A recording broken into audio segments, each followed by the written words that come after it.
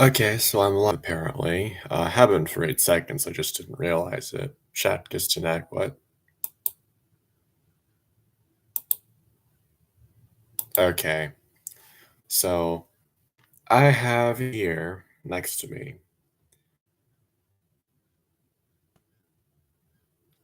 Okay, I have here next to me a cup of homemade hot chocolate, hot cocoa, and I've never tried this recipe before.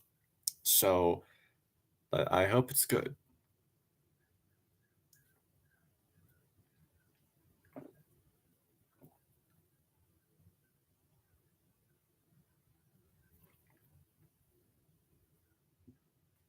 Okay, that shit's good. Wow. Anyway, real reason of the stream. Real purpose of the stream is to give my friend some I don't know, Tom. What the fuck? Where'd you go, Matthew?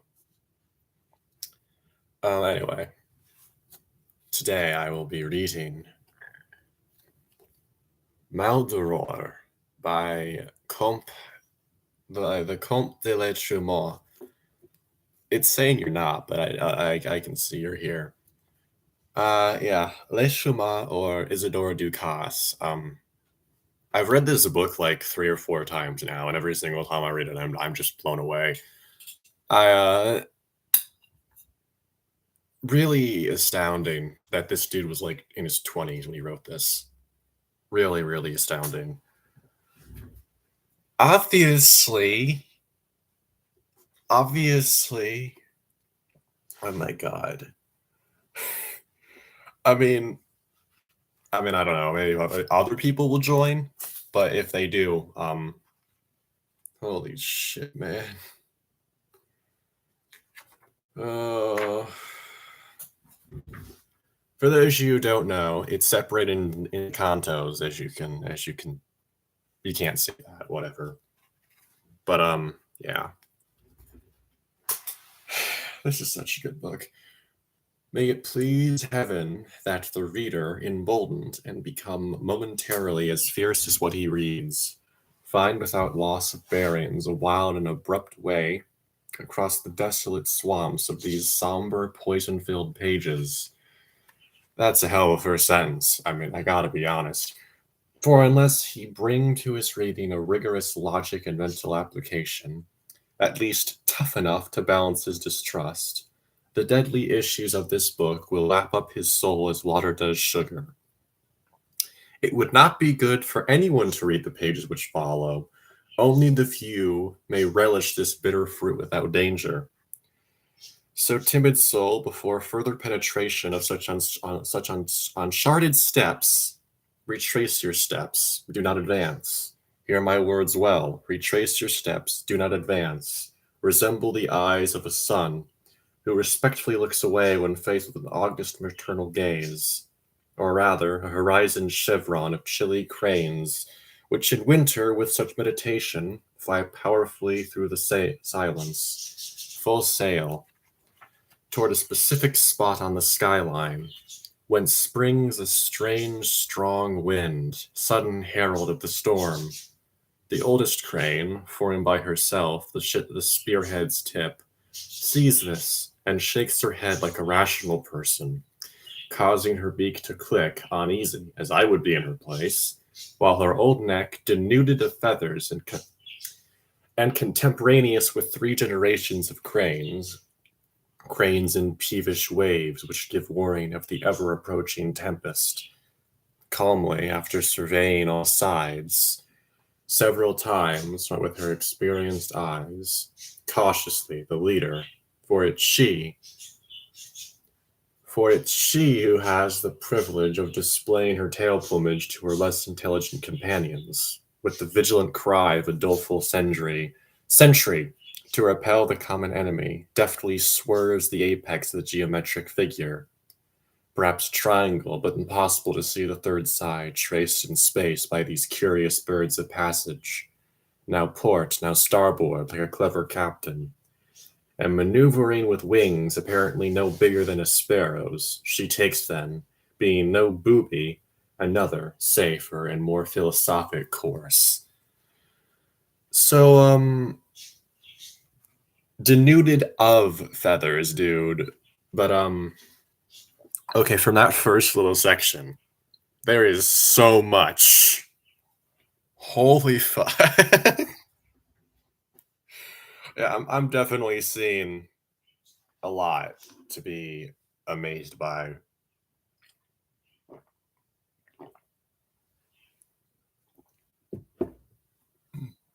And I've read this book 3 times, or I don't remember, 3 or 4. Kind of blurs together.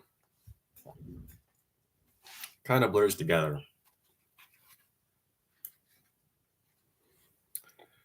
Perhaps, reader, you would have me invoke hatred at the opening of this work. How do you know you won't stiff it up, paddling in innumerable pleasures, as much of it as you wish, with your wide, thin, haughty nostrils, your belly upmost, like a shark in the dark fine air, as if you understood the importance of this action no less than the importance of your legitimate appetite, slow and majestic for the ruby flux. I assure you that the latter will delight those twin hideous holes in your unspeakable snout, O monster.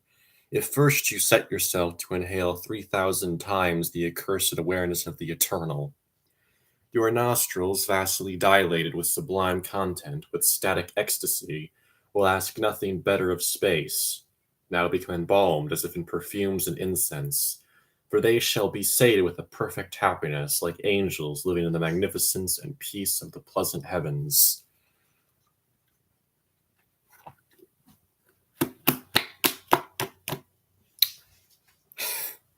This dude was in his 20s.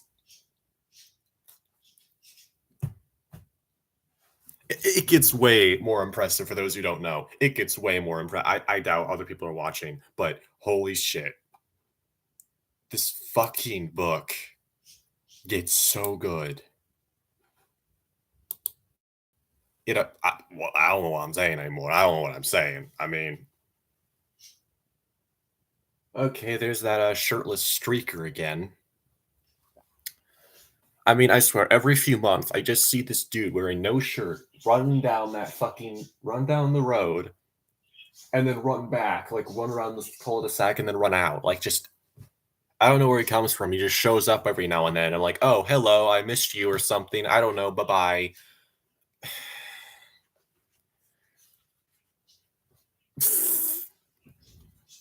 Yes, because someone just jogging totally deserves that.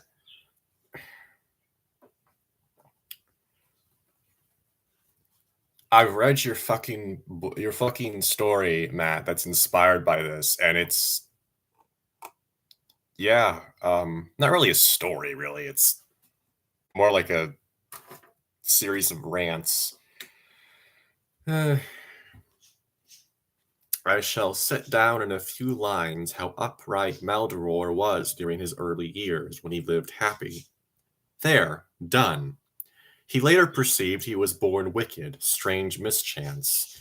For a great many years he concealed his character, as best he could. Okay. As best he could, but in the end, because this effort was not natural to him, each day the blood would rush to his head until, unable any longer to bear such a life, he hurled himself resolutely into a career of evil. Sweet atmosphere.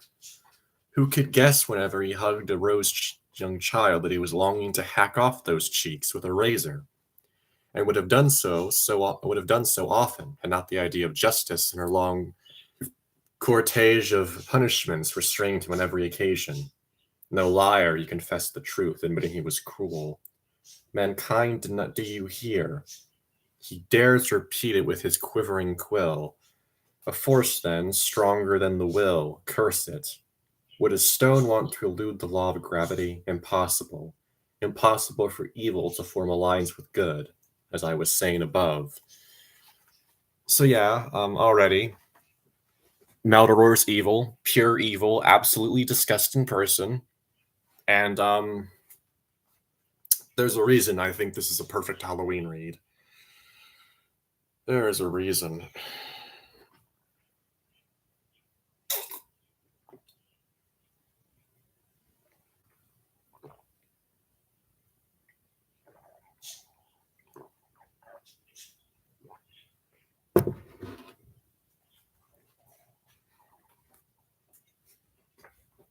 I've completely forgotten how long this first canto is.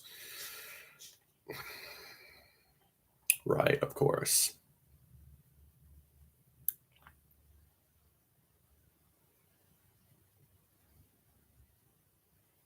Well, we don't have marshmallows. Oh, right. We have 58 pages to get through for this. No, not 58. What am I saying? That's just not page number. 58. It starts on page 27. God.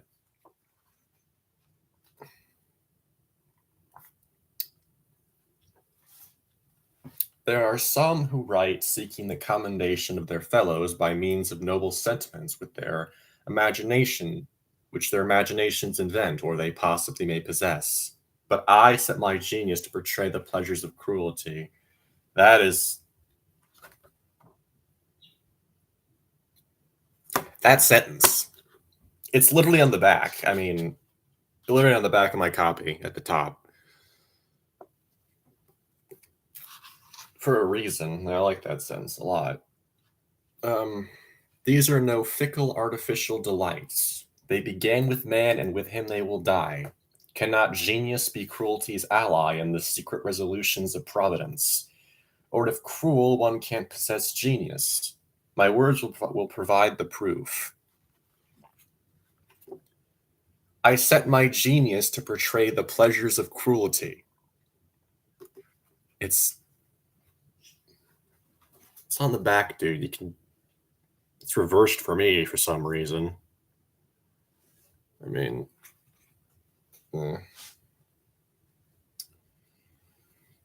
all you need to do is listen to them. Excuse me, I seem to feel my hair stand on end, but it's nothing. For with my hand I easily manage to restore it to rest. Jesus.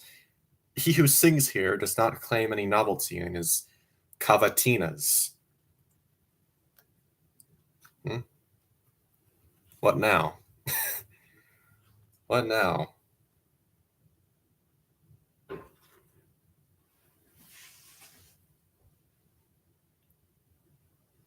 The fuck was that? The cats are bumping into things, apparently.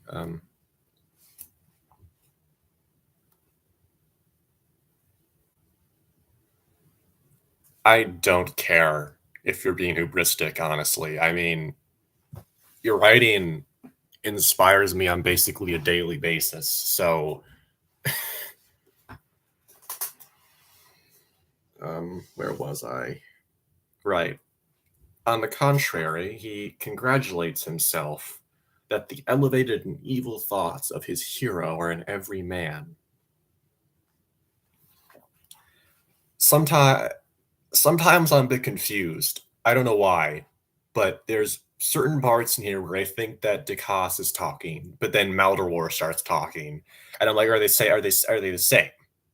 I think they're the same, but that doesn't make sense to me. Also, whatever. I'm dumb. Throughout my life, I have seen, without one exception, narrow-shouldered men performing innumerable idiotic acts, brutalizing their fellows and corrupting souls by every means. They call the motive for their actions fame.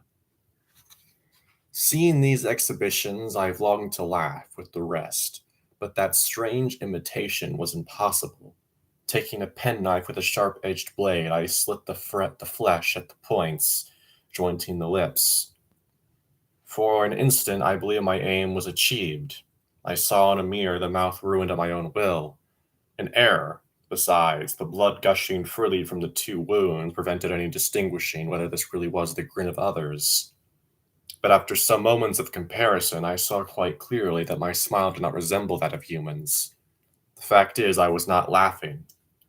I have seen men Hideous men with their terrible eyes sunk deep in their sockets outmatched the hardness of rock, the rigidity of cast steel, the sharp cruelty, the insolence of youth, the insane fury of criminals, the hypocrite's treachery, the most extraordinary play actors, priest's strength of character, and the most secretive, coldest creatures of heaven and earth.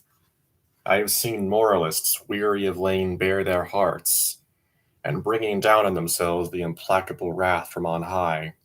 I have seen them all together, the most powerful fist leveled at heaven like that of a child, already willful towards mother, probably stimulated by some denizen of hell, their eyes brimful of remorse and yet smarting with hatred, in glacial silence, not daring to spill out the unfruitful and mighty meditations harbored in their hearts, meditations so crammed with injustice and horror, enough to sadden the God of mercy with compassion. Or I've seen them at every moment of the day, from the start of infancy to the end of dotage, while disgorging incredible curses, insensate curses upon all that breathes, against themselves and providence, prostitute women and children, and thus dishonor those parts of the body consecrated to modesty. Then the seas swell their waters, swallow ships in their abysses, earth tremors and hurricanes topple houses, plagues and divers epidemics decimate praying families. Yet men are unaware of all this. I have seen them only blushing and blenching with shame at their behavior on earth. But rarely tempests, sisters of cyclones, bluish firmament whose beauty I do not admit, hypocrite sea, image of my heart, earth with mysterious womb, inhabitants of the spheres, the whole universe, God who grandly created it, you I invoke, show me one honest man. May your grace multiply my natural strength tenfold, for at the sight of such a monster I might die of astonishment. One dies at less.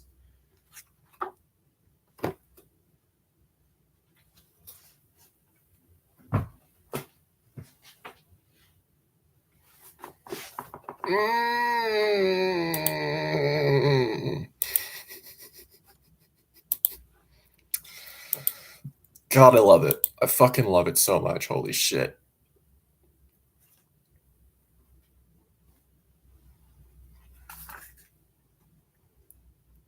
Oh my god.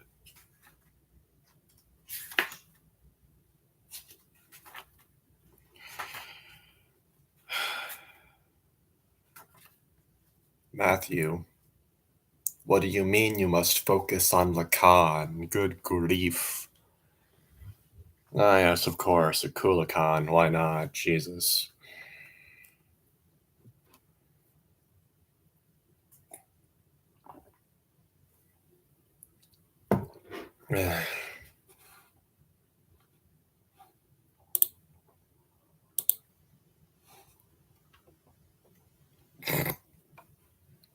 That sounds like quite the problem. One should let one's fingernails grow for a fortnight.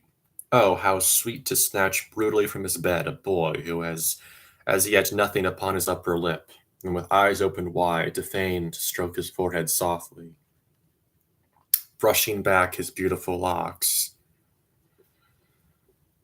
Bruh, you'll be fine. It's just a book.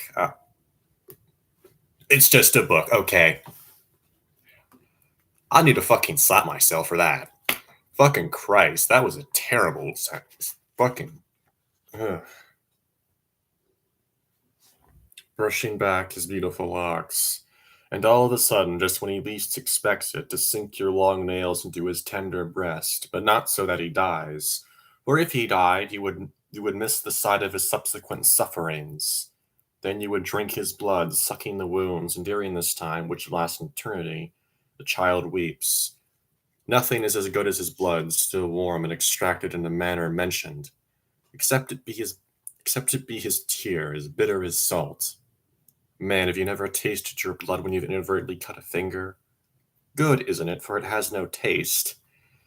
Besides, don't you recall how one day in your dismal reflections you raised a hand, palm cupped, to your sickly face, moistened by the tears? falling from your eyes. And then how the hand inevitably found its way to the mouth, and the mouth drained the tears in long draughts from this cup which faltered like the teeth of a schoolboy who glances sidelong at his born oppressor. And how good they are. They taste of vinegar, the tears, one might say, of her who loves most of all. But the child's please the palate more. The latter, not yet knowing evil, does not deceive, while the most loving of women will sooner or later betray. This I surmise by analogy, though I do not know what friendship and love are. It's unlikely that I shall ever accept them, and not at any rate from the human race. Feed them, since your blood and tears do not disgust you. Feed confidently upon the adolescent's blood and tears. God, I told you, Maldoror is a piece of utter shit, so I don't know what you're expecting.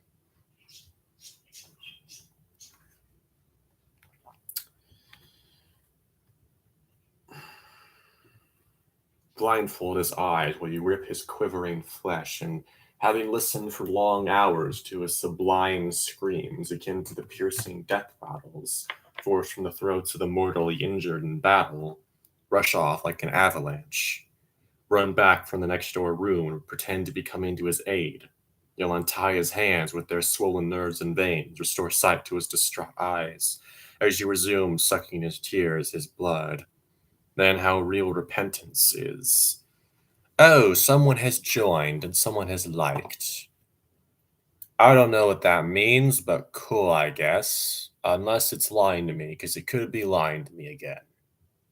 But when is that ever fucking whatever? Okay, so where was I?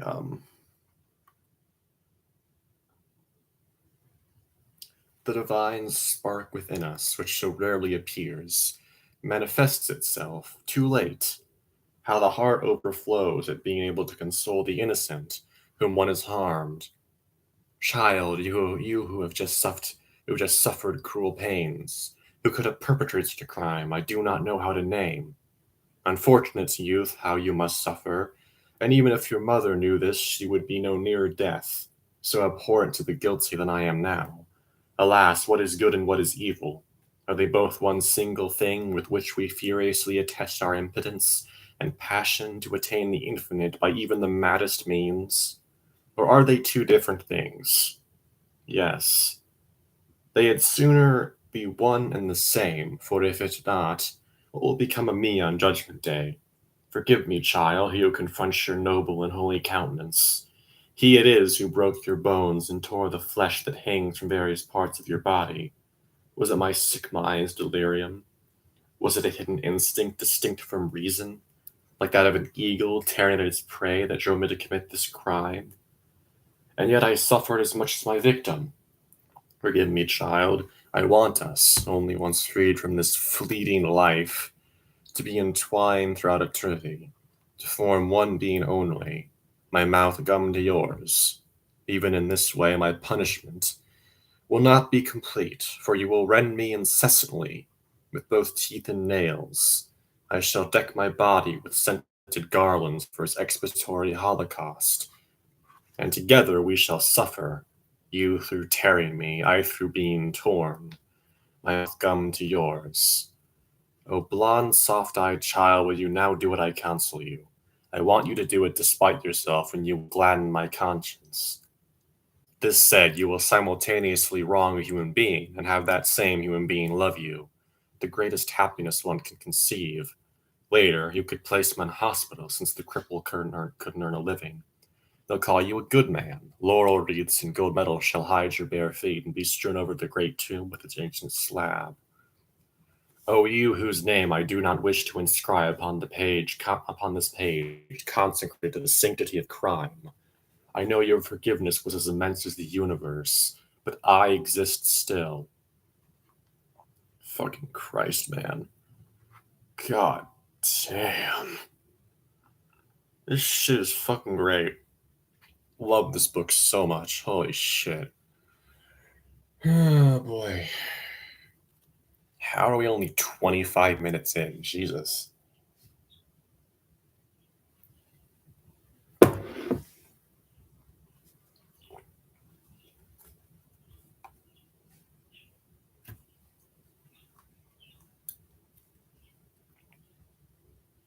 I have made a pact with prostitution, so so as to sow chaos among families. I remember the night preceding this dangerous liaison. Before me I saw a tomb. I heard a glowworm huge as a house say to me, I shall enlighten you. Read the inscription.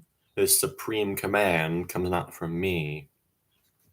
A vast, blood-red light, at the sight of which my jaws chattered and my arms fell limp, spread throughout the air to the horizon. Feeling I would fall, I leaned against a ruined wall and read, Here lies a youth who died of consumption. You know why. Do not pray for him. Many men would not, perhaps, have had as much courage as I. Meanwhile, a beautiful woman, naked, came and lay down at my feet. I, sad-faced to her, You may rise. I held out to her that hand with which the fratricide slits his sister's throat. The glowworm to me, You, take a stone and kill her. Why, I asked him. He to me, Beware, you are the weaker, for I am the stronger. This woman's name is prostitution. Tears in my eyes, rage in my heart, I felt an unknown strength bore within me. I grasped a great rock, and after many attempts raised it with difficulty, chest high. My arms got it onto one shoulder. I clambered to the top of a mountain, and from there I crushed the glowworm. Its head sank underground, to the depth of a man. The boulder rebounded as high as six churches, and toppled back into a lake whose waters subsided a moment, swirling, hollowing out an immense inverted cone. Calm returned to the surface. The sanguine glow shone no more. Alas, alas, screamed the beautiful naked woman. What have you done? I to her. I prefer you to him because I pity the unfortunate. No fault of yours of eternal justice created you. She to me. One day men will do me justice. I'll tell you nothing more. Let me leave so I can go and conceal my infinite sorrow at the bottom of the sea. Only you and the lonesome monsters seething in those black abysses do not despise me. You are good. Farewell, you have loved me. I to her. Farewell again, farewell, I shall always love you. From today I abandon virtue.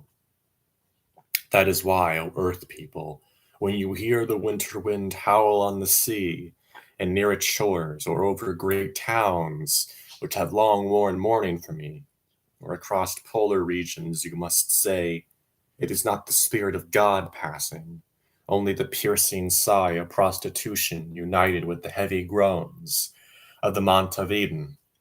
Children, it is I who tell you this, so kneel down, filled with pity, and may men, more numerous than lice, say lengthy prayers. I will be back in a second. I need to go do something real quick. Yes, I do.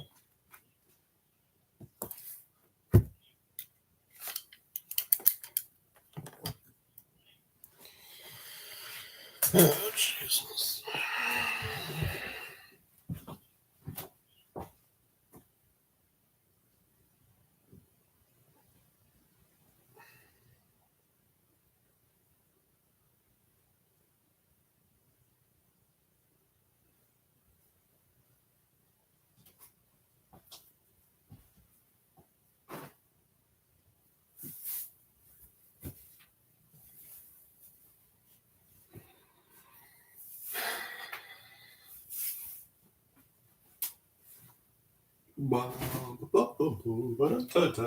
Okay.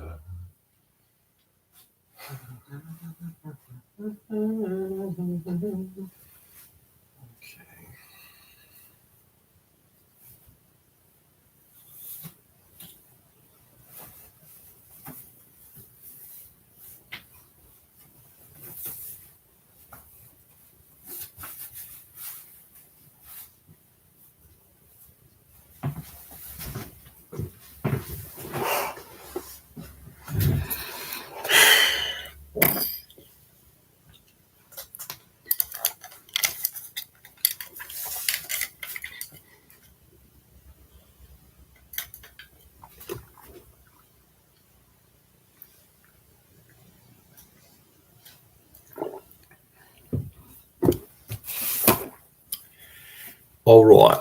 Back to this book. This amazing, spectacular fucking book.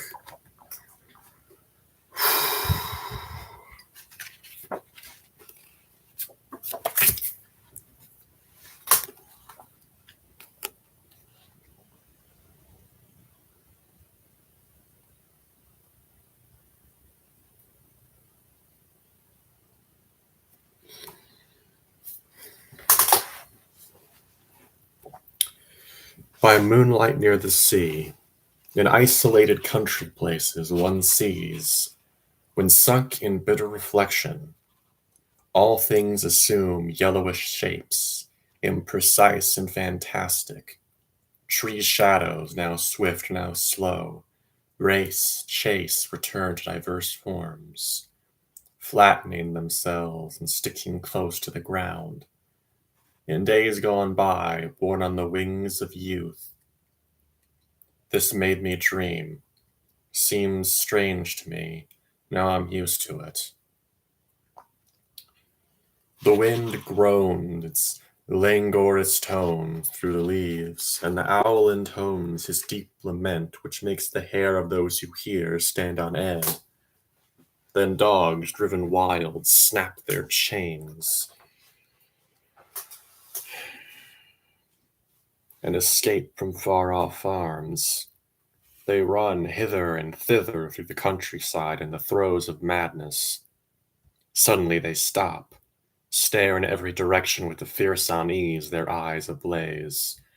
And as elephants in the desert look up one last time at the sky before dying, desperately lifting their trunks, leaving their ears laid back, so the dogs lay back their ears and lift up their heads, puff out their awful necks and begin to bark in turn, sometimes like a child crying from hunger, like a cat with a wounded belly atop a roof, or a woman in labor, or a plague victim dying in a hospital, or a young girl singing a sublime refrain. They howl at the northern stars, the eastern stars, the southern stars, and the stars in the west, at the moon, at the mountains that resemble at a distance gigantic rocks looming from the darkness, at the cold air they inhale in deep lungfuls that inflames and reddens the insides of their nostrils, at the silence of the night, at owls bearing rat or frog in their beaks, sweet live food for fledglings, whose oblique flight grazes the dogs' muzzles, at hares that vanish at the wink of an eye, at the highwayman who gallops off on his horse after committing a crime, at snakes rustling the heather, making the dog's flesh creep and their teeth grind together, at their own barking by which they scare themselves, at toads which they curse with a crack of the jaw. Why have they strayed far from the swamp? At trees whose leaves, softly swayed, are so many mysteries they do not understand and want to seek out with their steady, intelligent eyes. Ew, red truck. Red trucks are fucking terrible. At spiders suspended between their own long legs who scuttle up trees to escape. At crows that have found nothing to eat all day and return to the perch with weary wings. At the rocks on the shore. At the navigation lights to be seen on the masts of invisible vessels.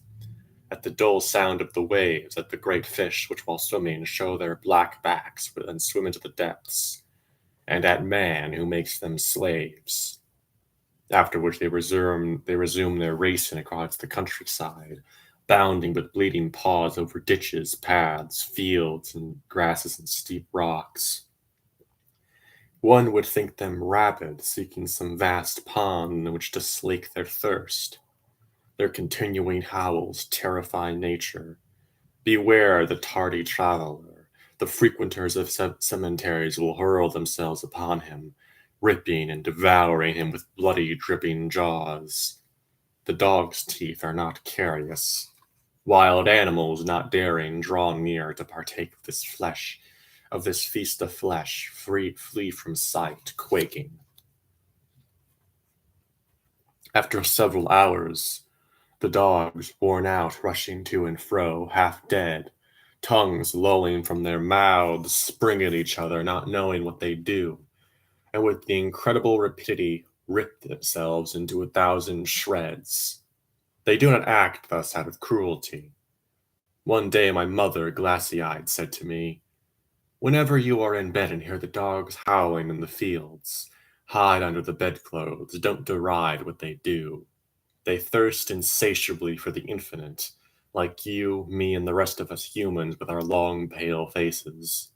I even allow you to stand at the window and gaze upon this quite exalted spectacle."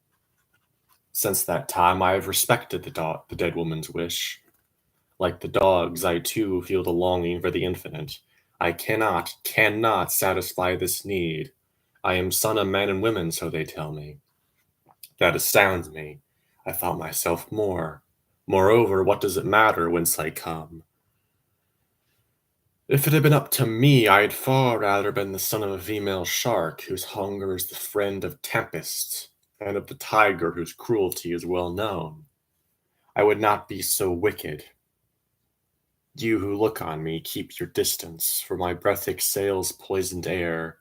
No one has yet seen the green fissures on my forehead, nor the bones protruding from my spare features, akin to the spiky fins of some huge fish, or to the rocks that cover the seashore, or to the steep alpine mountains I often scaled when I had hair of a different hue on my head.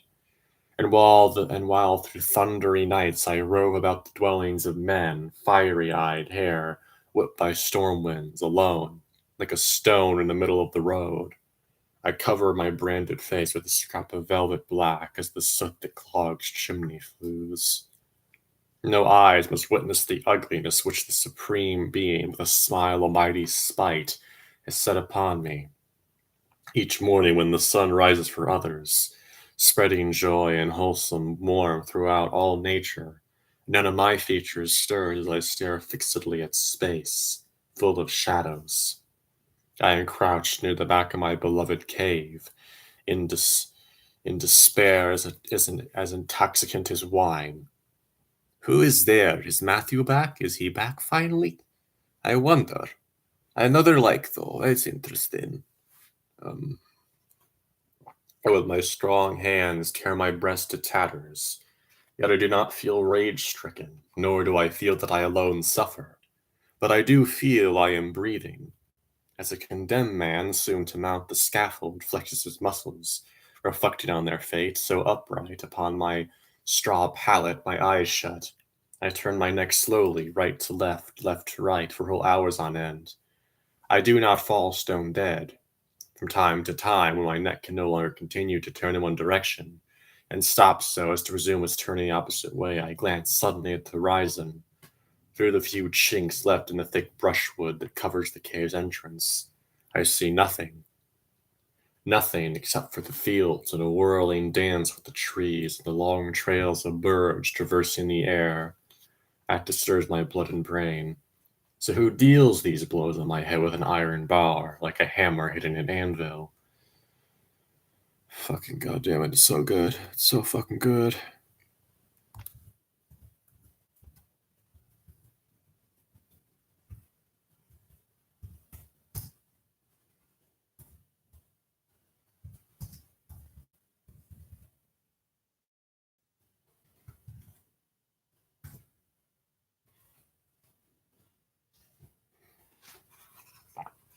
Oh boy, okay.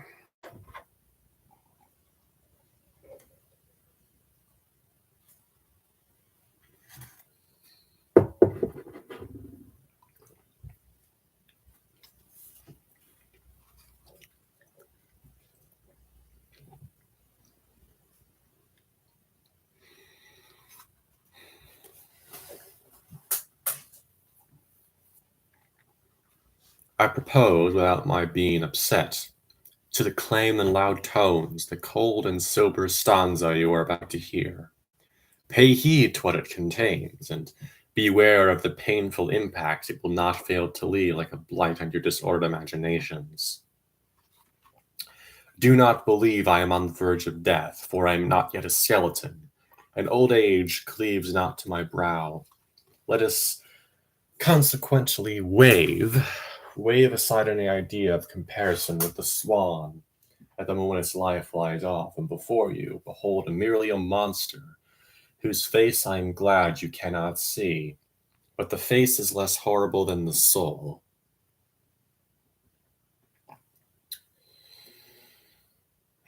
I am not, however, a criminal. Enough of this topic. Not long ago I saw the sea again, and I trod the decks of ships, and my memories are as green as if I'd left the sea only yesterday. Nevertheless, if you can, on reading what I have already regret offering you, be as calm as I, and do not blush at the thought of what the human heart is. O octopus of the silken glance, you whose soul is inseparable from mine, you the most handsome inhabitant of the terrestrial globe, who govern a seraglio of 400 suction cups, you in whom are nobly enthroned, as in their natural habitat, by common consent in an indestructible bond, the sweet virtue of communication, and the divine graces, why are you not with me? Your quicksilver belly against my breast of aluminum, both of us seated on some rock by the shore to meditate upon this spectacle I adore. Old ocean, with your crystal waves you resemble, by analogy, the parallel azure lines one sees upon the bruised backs of cabin boys. You are an immense blue bruise slapped on the body of the earth. I like this comparison. So at first sight of you, a long drawn-out sigh of sadness that one might believe to be the murmur of your bland breeze passes over the deeply disturbed soul, leaving ineradicable scars. And you remind your lovers, though they don't always bear it in mind, of man's crude origins, when he became acquainted with the sorrow that is never to desert him. I hail you, old ocean. Old ocean, your harmoniously spherical form that rejoices the grave face of geometry, reminds me overmuch of man's tiny eyes, akin to the pecaries in minuteness, and to those of the night birds in their circular perfection of contour. Yet down the ages man has deemed himself beautiful. As for me, I prefer to assume that man believes in his own beauty, only out of a more proper, but it is not really good looking, and guesses as much. Why else does he gaze on the face of his fellow with so great a contempt? I hail you, old ocean. Old ocean, you are the symbol of identity, always equal unto yourself. In essence, you never change. And if somewhere your waves are enraged, farther off in some others they are the most complete calm. You are not like man, who stops in the street to see two bulldogs seize each other by the scruff of the neck, but does not stop when a funeral passes. Man, who in the morning is affable and in the evening ill-humored, who laughs today and weeps tomorrow. I hail you, old ocean. Old ocean, it might not be impossible that you conceal in your breast future utilities for man. You have already given him the whale. You do not easily let the avid eyes of natural science divine the thousand secrets of your innermost economy. You are modest. Man boasts incessantly over trifles. I hail you, old ocean. Old ocean, the different species of fish that you nurture have not sworn brotherhood amongst themselves. Each species lives apart on its own. The varying temperaments and conformations of each one satisfactorily explain when it first appears an anomaly. So it is with man, who has not the same motives as excuse. If a piece of land be occupied by 30 million human beings, they consider they have no obligation to concern themselves with the existence of their neighbors, who are settled like roots in the adjacent patch of land. And descending from the general to the particular, each man lives like a savage in his den and rarely leaves it to visit his fellow, crouching alike in another lair. The general universal human family is a utopia worthy of the most paltry logic. Besides, from the spectacle of your fecund breasts emerges the notion of ingratitude. For one thinks immediately of those innumerable parents ungrateful enough toward the Creator to abandon the fruit of their sorry unions. I hail you, old ocean. Old ocean, your physical magnitude is only discernible if one cannot imagine the energy needed to beget your entire mass. A glance does not encompass you. To envision you, the sight must turn its telescope at one continuous movement towards the 4 points of the horizon, the same way that a mathematician, in order to resolve an algebraic equation, has to examine the various possible solutions before settling the problem. Man consumes nutritious substances and makes other attempts worthy of a better fate to appear fat. Oh, hello, Matthew. You're back, are you? You're back, are you? I didn't show you this. This is really cool. I like this a lot.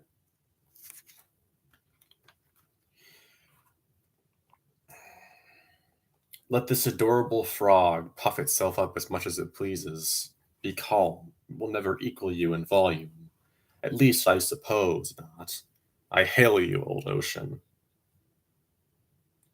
Old ocean, your waters are bitter. They have the very same taste of the bile which criticism secretes upon the fine arts, the sciences, on everything. If someone has genius, one makes him out an idiot. If another has a handsome body, he becomes a hideous hunchback.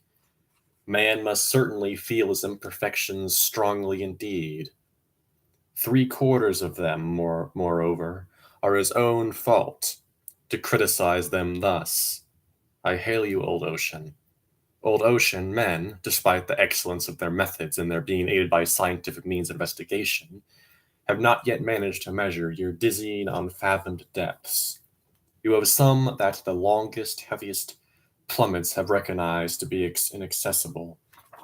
Fish have permission, but not man. I've often wondered which was the easier to acknowledge, the depths of the ocean or the depths of the human heart.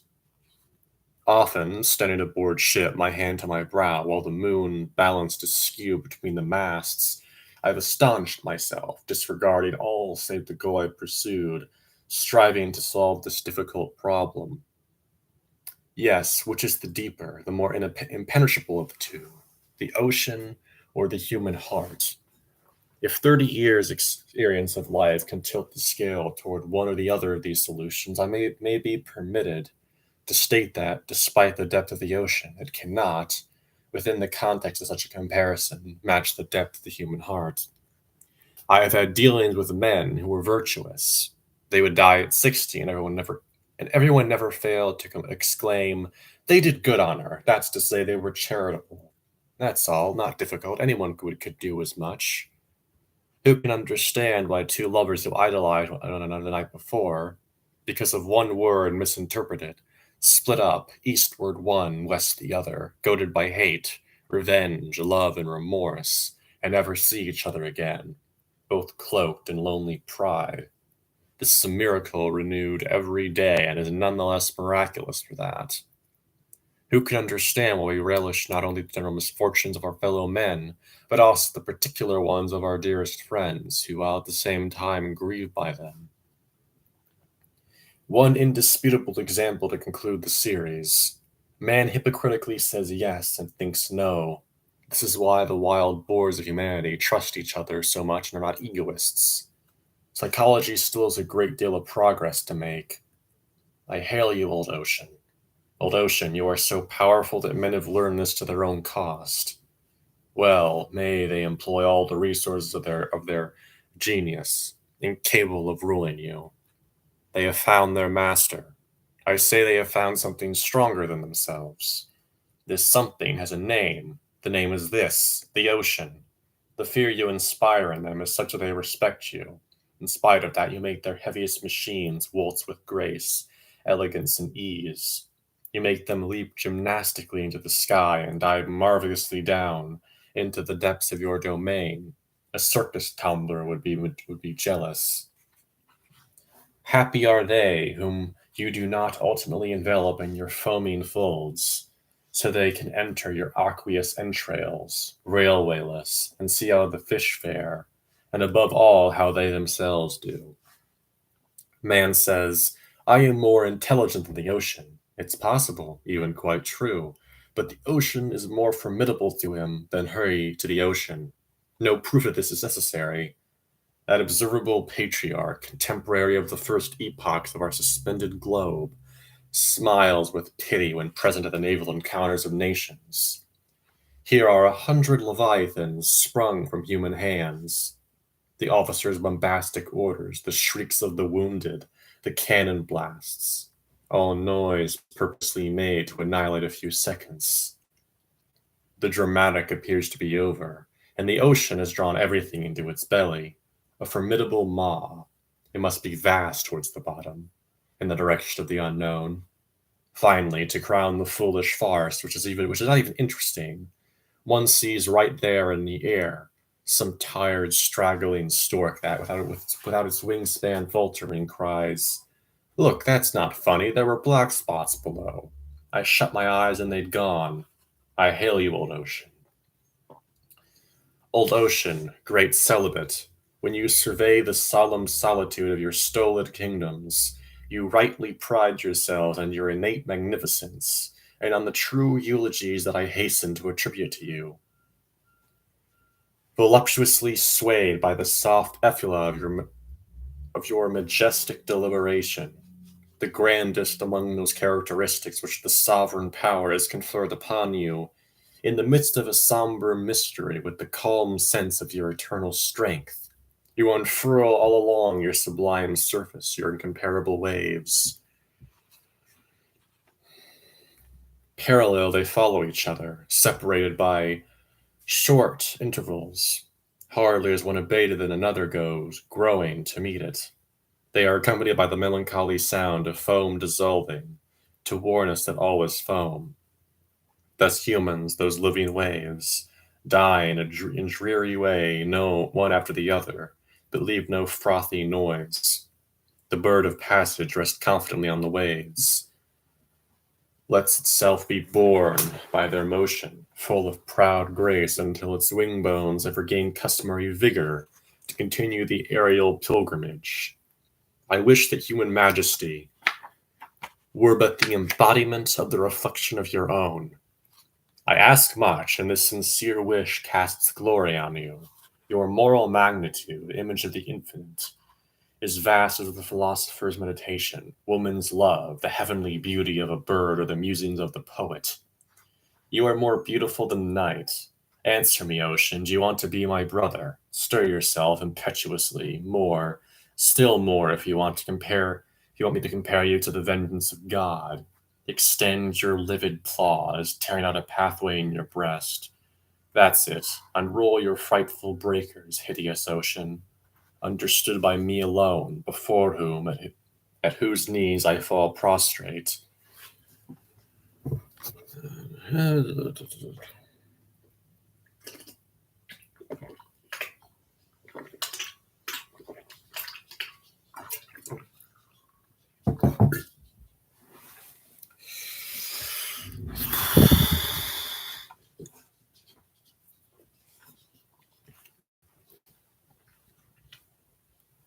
Man's majesty is borrowed, not on me, fearsome, rolling your waves one on the other. Oh, for fuck's sake, mate, what the fuck are you doing? Please wait till we try reconnecting. Fuck off, mate.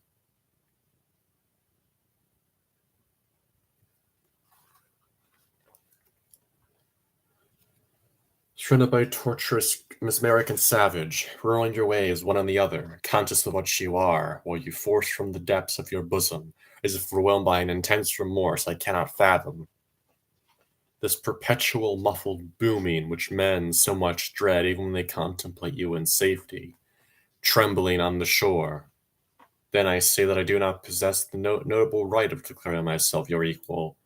That is why, in the presence of your superiority, I would give you all my love, and no one knows how much love my aspirations towards the beautiful contained, if you did not make me dwell sadly upon my fellow men. Where the fuck was I? Who, in a highly ironic contrast to you, form the most buffoonish antithesis ever seen in creation. I cannot love you, I loathe you. Why do I return to you for the 1000th time? To your friendly arms that open to caress my burning brow, which sees fever flee upon their contact. Your secret destiny I know not. Okay, I need to fucking stop this. I mean, all that concerns you interests me. Tell me whether you are the abode of the Prince of Darkness. Tell me, ocean, me alone, as so not as to sadden those who have as yet known only illusions. Tell me if Satan's breath creates the storms that hurl your salty waters up to the clouds. This you must tell me, because I would rejoice at knowing hell so close to man. I want this to be the last stanza of my invocation. Consequently, just once more I would hail you and bid you farewell. Old ocean, with waves of crystal, my eyes well with copious tears, and I have not strength to proceed. For I feel that the moment has come to return among men with their brutal demeanor. But, take heart, let us make a great effort, and with a sense of duty fulfill our destiny upon this earth. I hail you, old ocean. Yeah, I'm done. I just have a fucking rant to get off my chest now, because holy fuck.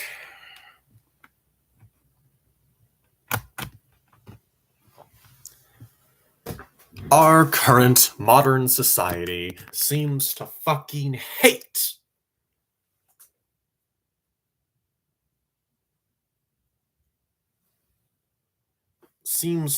books that require the reader to fucking think.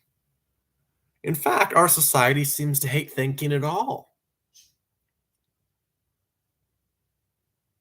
Our society seems to be full of buffoonish morons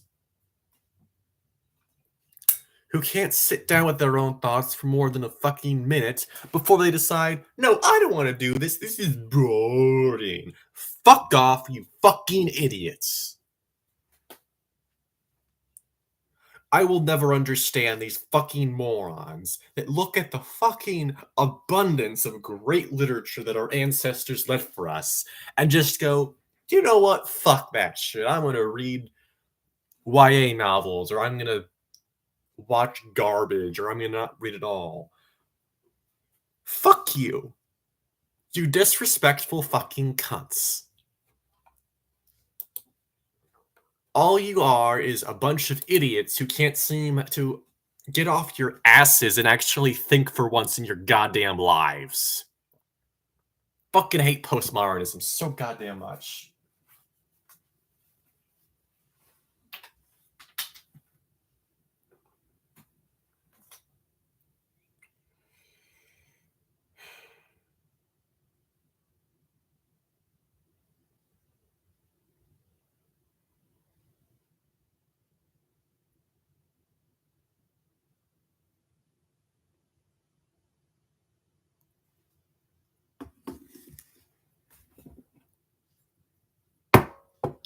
To end this video, I have to say some words.